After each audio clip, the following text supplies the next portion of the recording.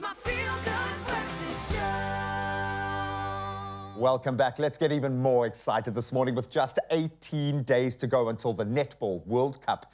Excitement is obviously building in the country as Cape Town is set to become the first African city to host this international showpiece. The trophy arrived in the province last week, signaling that final leg of its tour around South Africa, and that the tournament is now literally just around the corner. And I can feel the nerves kicking in as I say that from our couch. Here to chat more about the build-up and what has gone into the hosting of this tournament is Igshan Brenner and Shannon Trounsel from the Cape Town Netball Federation. Woo, it's getting close now, gents. I'm so excited because we've lived through this. What a tournament like this can do for our country, can do for communities that are directly affected by it. I've got to ask you, maybe Igshan, I can start with you. For your federation to get this massive step up, because now you're on a global stage, what has this experience been like for you guys so far? To be honest, it is, good morning Graham, to the viewers as well.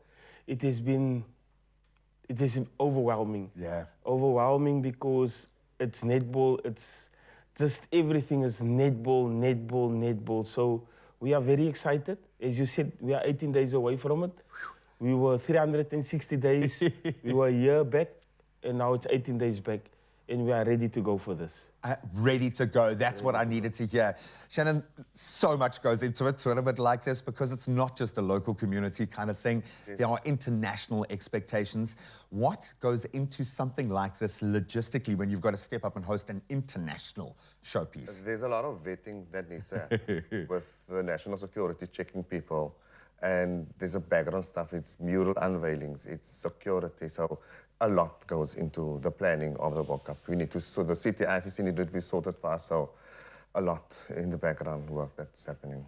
And this is not just retrospective work, this is throwing forward, because the framework that we put down now is going to be that roadmap for future events, for maximizing the development of the sport. To get this right, we need to see netball uptake within schools, within young girls. What does it mean to you guys to be a part of that story? And how do we get that right? The legacy we always talk about. What do we need to do to make this work? Is what we are doing now, to create the awareness on TV, as we're doing now, and give netball the necessary exposure as all the other sports get, the cricket, the football, because ultimately netball is the biggest female sport, woman-female sport, so it's good that we get everyone involved into netball. And as you can see ourselves sitting here as males talking about netball. But yes, we are excited. And it was always that kind of dynamic tension between the rugby team and the netball team, and you were in a school. And at a point, rugby would get everything and netball would be left behind because of the professional structures and the opportunities that rugby affords.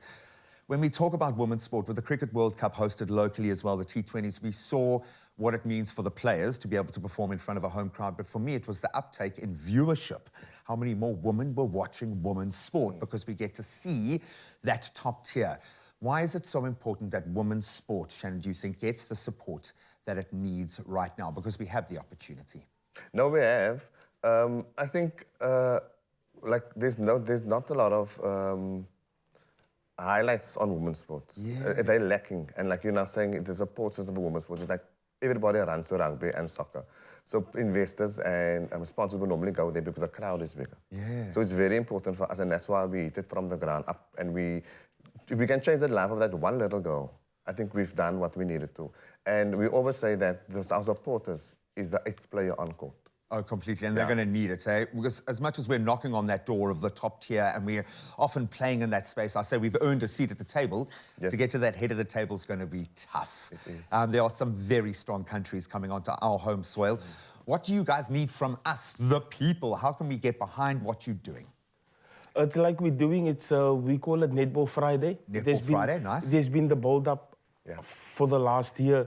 Is these T-shirts we're wearing, so we would like to continue to encourage the people that it is Netball Friday T-shirts, that everyone, even from the ministers, from the city of Cape Town, everyone wearing the Netball Friday T-shirts. But we would want to say, it's 18 days away, so why don't we just wear it every day? Exactly. Maybe get 2 so you can alternate. Gentlemen, thank you so much. I know your time has come, which is amazing for a federation that's been forced to punch above its weight class for so long. Now you've earned your seat at the table, so congratulations. Thank you for fighting the good fight on behalf of probably the most popular and exciting women's sport in this country. If you've got a young child, get your ticket now. Take them to see these women in action. Let them see the top tier in action. It will be unforgettable. And a little bit later, we'll show you how you can possibly start your own fitness journey towards playing netball. But we're going to continue with the feel good right now.